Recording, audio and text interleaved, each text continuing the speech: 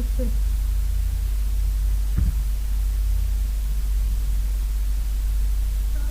Salah tahu nggak sih salah. Selamat siang kepada Ibu Asisten Profesor DRTP Purmanasar MSc. Baik, perkenalkan, nama saya Putri Ratositoro dari kelas M03. Di sini saya akan mempresentasikan hasil kerja tugas saya tentang perkembangan belajar sesuai dengan perkembangan peserta didik. Teori belajar kognitif dan implikasi.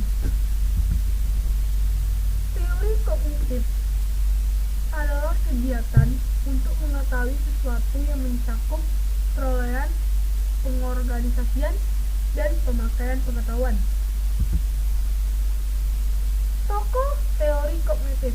A. Tokoh perkembangan Piaget. Jean Piaget mengemukakan tahap-tahap yang harus dilalui seorang anak dalam mencapai tingkatan perkembangan proses berpikir formal. Tahapan tersebut adalah 1. Tahap sensorasi motor 0-2 tahun. Pengalaman diperoleh melalui perubahan fisik atau gerakan anggota tubuh dan sensorasi koordinasi alat indera. 2. Tahap praoperasi 2-6 tahun. Pengorganisasian operasi konkret. Yang ketiga, tahap operasi konkret 6-12 tahun.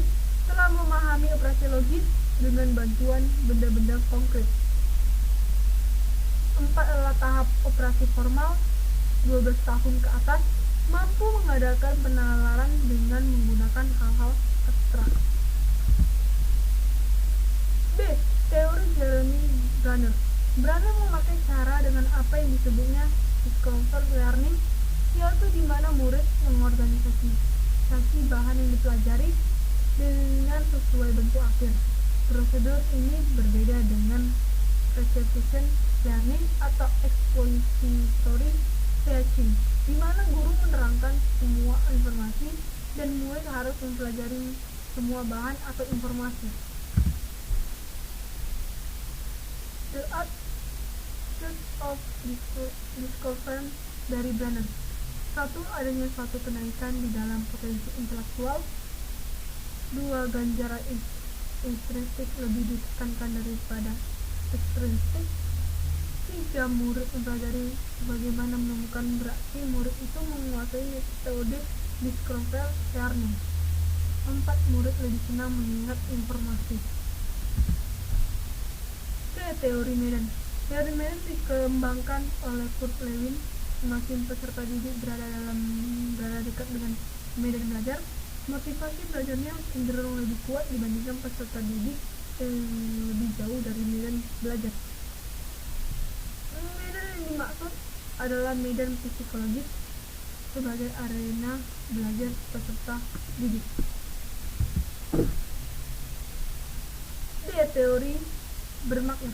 Menurut Anusugel, belajar seharusnya merupakan asimilasi yang bermakna bagi peserta didik.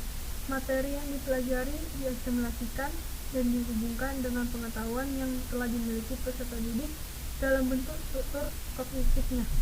Pengetahuan diorganisasikan dalam ingatan seseorang dalam struktur hierarkis, mengurutkan materi pelajaran dari umum ke khusus.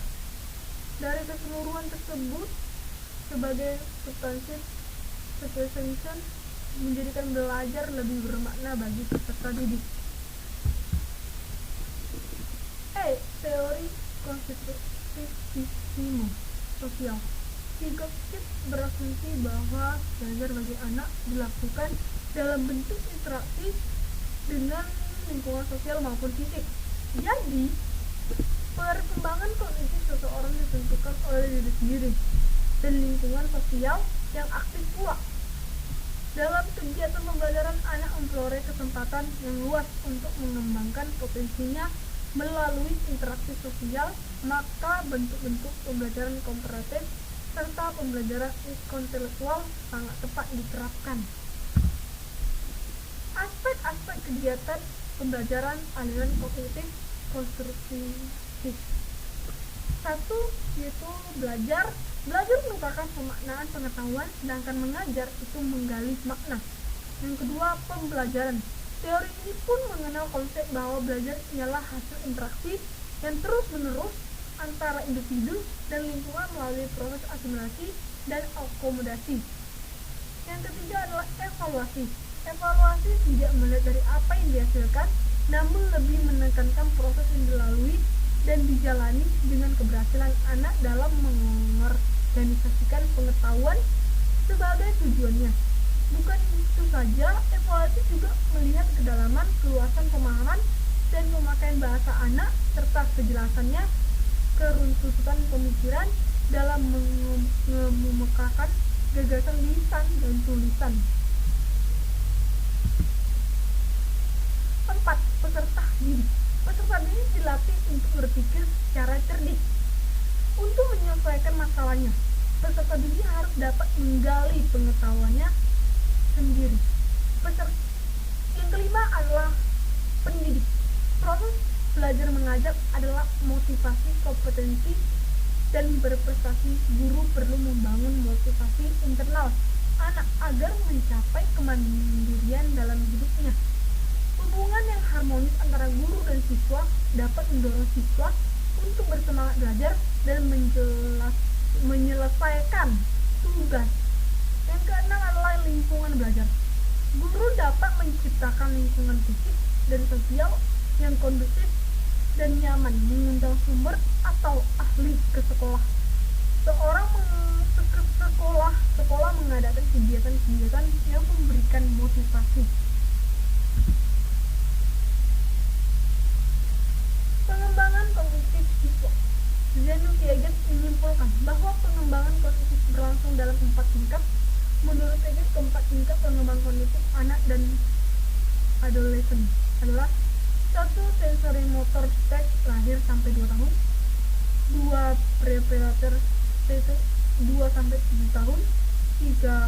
Concreted operation stage 7 sampai 11 tahun, 4. Formal operation stage 11 tahun sampai dewasa. Implikasi teori kognitif terhadap kurikulum dan model pembelajaran. Implikasi berikut dikemukakan Elkin, yaitu perlu disinkronisikan kurikulum dan tingkat kemampuan fisik, kognitif, kebutuhan sosial, dan emosional siswa.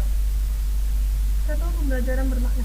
David Atwell membedakan meaningful learning dan rote learning atau pembelajaran hafalan, dan membedakan repetition dan discover learning. Kedua, pembelajaran konstruktif. Pembelajaran konstruktivisme terarah pada pemberian kesempatan kepada siswa untuk menemukan, mengasimilasikan, dan mengaplikasikan ide, sehingga siswa memiliki strategi untuk mentransformasikan konten kurikulum menjadi pengetahuan.